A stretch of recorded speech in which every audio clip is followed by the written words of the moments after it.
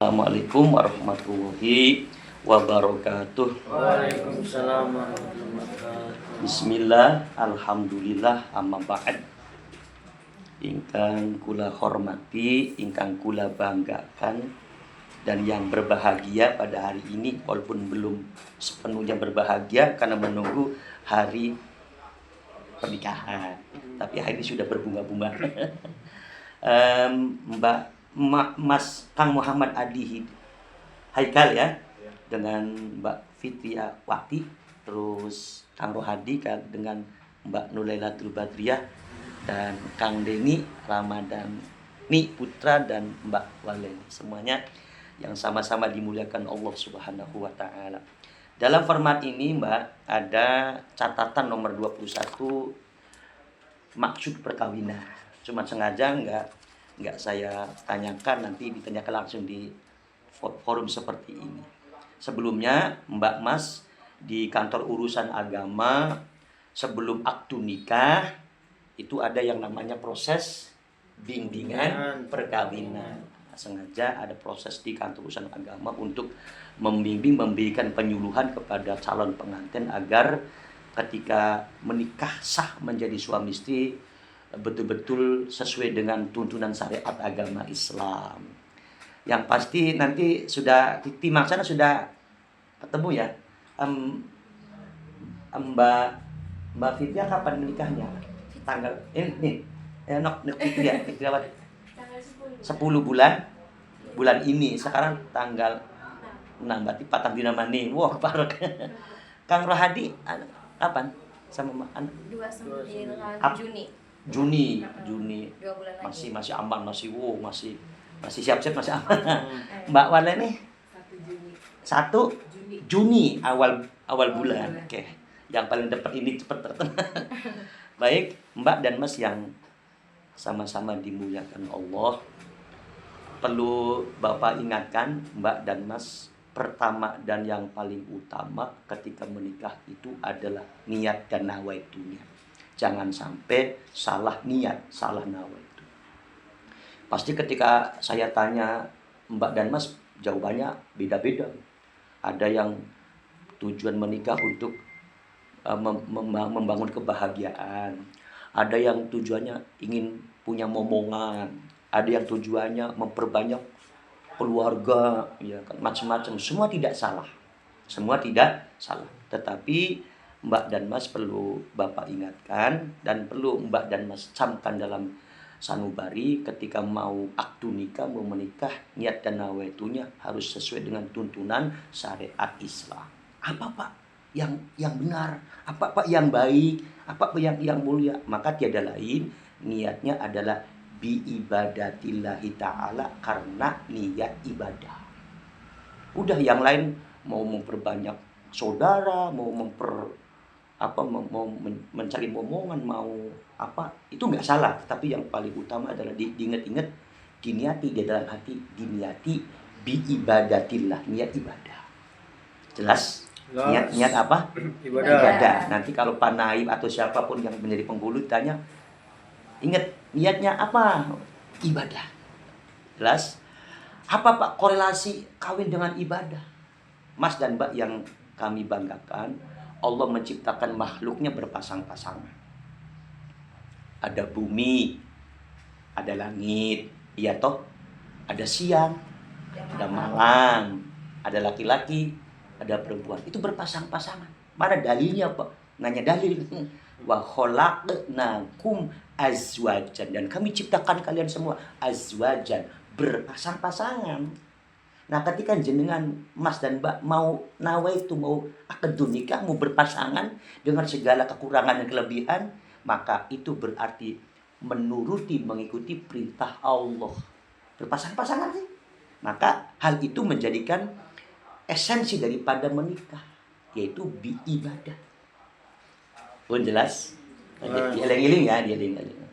Ibadah. Jadi adapun maksud yang lain-lain itu bonus, dampak positif. Tapi yang utama, yang pertama adalah saya menikah dengan Mbak, dengan Mas karena bi ibadatillah, ibadah. Apa sih maknanya? karena mengikuti perintah Allah. Disuruh azwajan, berpasangan. Yang kedua, fungsi suami istri. Ya, nanti biar fungsi suami istri. Mbak dan Mas, Al-Quran Allah jelaskan fungsi suami istri itu seperti ini, libasul lakum. Apa libas? Wa antum libasul lahun. Suami istri itu fungsinya seperti libas, baju. Baju yang kita pakai itu Allah gambarkan dalam Al-Quran itu fungsi suami istri. Nah, terus kemudian kita sama-sama bedah. Pertama, fungsi baju untuk kita apa coba? Fungsi baju yang kita pakai menutupi aurat, menutupi kekurangan. Mbak dan Mas itu manusia biasa, termasuk yang ngomong manusia biasa kan. Mesti punya kekurangan. Betul ya?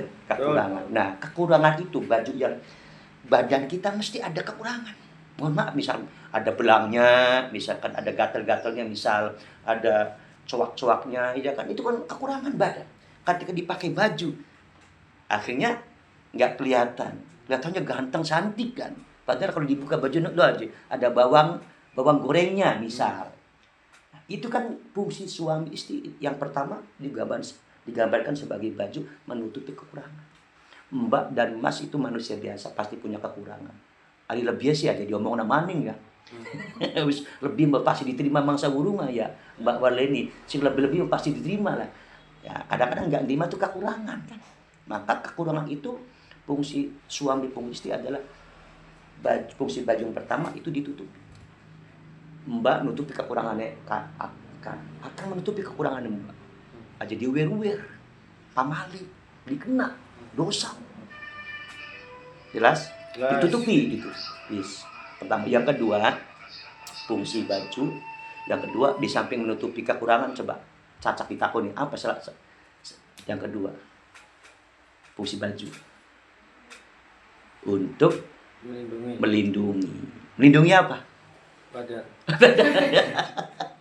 Kalau siang melindungi dari teriknya panas matahari, aja gosong beli. Gua bantu saking aja gosongnya sampai ditutupi. Ditutupi. Kalau malam melindungi dari dinginnya angin malam. Hadis Nabi ya kan? Apa artinya Mbak dan Mas? Fungsi suami istri yang kedua adalah melindungi. Suami melindungi istri bahasanya bukan melindungi tapi menyayangi, menghormati suami. Mbak Waleni dihormati, disayangi. Kang Denny menyayangi, melindungi Mbak Waleni loh. Awas dijaga baik-baik. Ada sampai dijaga. Ini fungsi baju, melindungi. Kalau siang melindungi dari terik sinar matahari, kalau malam menjadi artis kan pakai baju. Itu fungsi suami istri. Pun jelas? Yang ketiga yang terakhir, nomor gelis. Fungsi suami istri digambarkan seperti baju. Fungsi baju yang ketiga adalah apa coba? Menutupi kekurangan, melindungi badan. Yang ketiga, gimana? Baca gede, ragat. Apa jawabannya kan? Fungsi baju atau pertama menutupi aurat, melindungi dari panas kalau siang. Sing nomor telu, sejemanin dia oleh bimbingan satin. Fungsi baju yang kita pakai apa? Penampilan, style. Ya, betul sekali, Mas. Namanya dalam bahasa Arabnya at-tajmil, mempercantik, mempercakap manusia. Betul? Sepira gantengnya, sepira ayunya, nggak pakai baju. Jadi kan ngomong, wong edan. Kan orang gila. Ya. Maka baju yang kita pakai, fungsi yang ketiga adalah memperindah badan kita, mempercantik badan kita, mempercakap badan kita. Semakin mahal baju yang kita pakai, semakin ya kan berkelas kan. Bajunya keren, mahal, berkelas. Kan beda gaya juga. Itu pengaruh baju kan. Itu apa artinya? Ketika Mbak dan Mas nanti 1 Juni, nanti 9, nanti 10 April, nanti mudah-mudahan lancar, tidak ada halangan apa-apa. Ketika sudah sah ya kan menjadi suami istri, maka itu hidupnya sudah menjadi fungsi yang ketiga, indah, asik kan. Seolah-olah hidup dunia ini milik kita berdua, yang lain kontrak. Sudah sama menjadi suami bahagia. Iya kan? Bahagia. Alhamdulillah. Jadi kesimpulannya, yang pertama, Mbak dan Mas, yang perlu diingat, dicamkan dalam sanubari, niat. Ya, niatnya apa? Lillahi ta'ala, untuk ibadah. Adapun kalau ditanya macam-macam itu nggak salah teman. Itu yang lillahi ta'ala.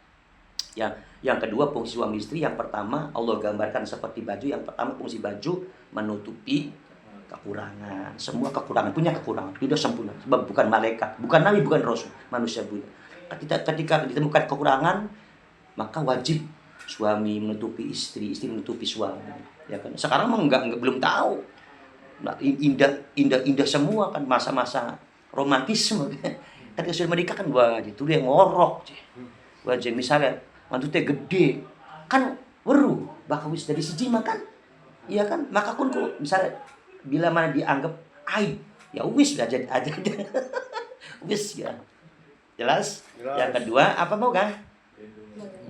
Melindungi bahasanya kapan suami melindungi istri, kalau istri bahasanya menyayangi, menghormati. Itu saling ditanamkan. Yang ketiga, atajmul, memperindah hidup.